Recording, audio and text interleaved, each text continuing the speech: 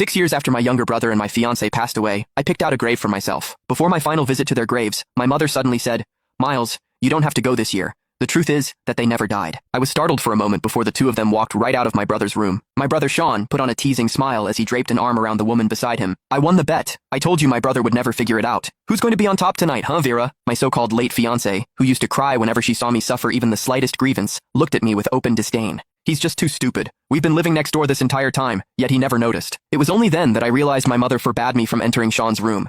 Not because it would make her grieve her son again, but because it was directly connected to the house next door. I was truly too foolish. Right up until a month before my death, I was still thinking about visiting their graves. "Why did you do this?"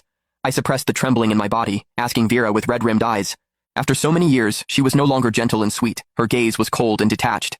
"Miles, it's because you've never been very sensible." My mother frowned at me as well. "For all these years, we were just trying to teach you how to behave, to stop always trying to compete with your brother. Miles, they already have a child. Let go. You'll meet someone better." "I never took anything from Sean," I choked out. "When I was a child, my parents always remembered what Sean liked. I was forced to like the same things just to earn a shred of their care. Yet my mother only bought clothes in his size. No matter how many times I reminded her, my sleeves and pant legs were always too short, leaving me mocked for years. I should have realized it earlier. Miles, they never loved you." Perhaps my expression was too pathetic. The coldness Vera had built around herself wavered for a moment, and she handed me a tissue. "Miles, just focus on the future." I did not take it. Sean put on a guilty act beside her. "Miles, I'm sorry. Vera and I haven't registered our marriage yet. I'll give her back to you." Suddenly, my mother raised her hand and slapped me. Hot pain flared across my face. I looked at her in disbelief, her voice cutting through the air. "Miles, what are you even doing?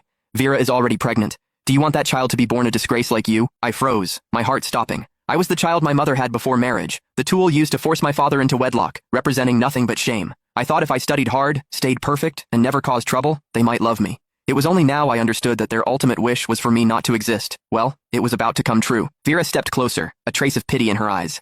"Miles, we can still be friends. Sean and I will take good care of you." I backed away. "Don't touch me." 6 years of suffocating guilt. Every All Souls Day, I had wept at their graves, apologizing for a tragedy that never happened. Even my parents had helped them stage this performance. I looked at my mother.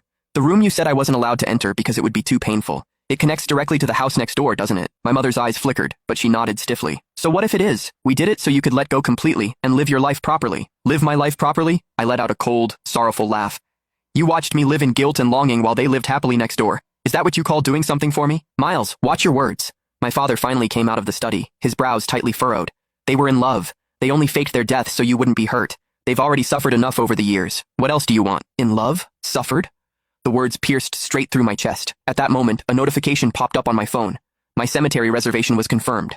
I took off the ring I had recovered years ago from the rescue operation, placed it on the table, and said calmly, "I'm done here." The next day, I received a biometric vitals monitoring bracelet from the cemetery center.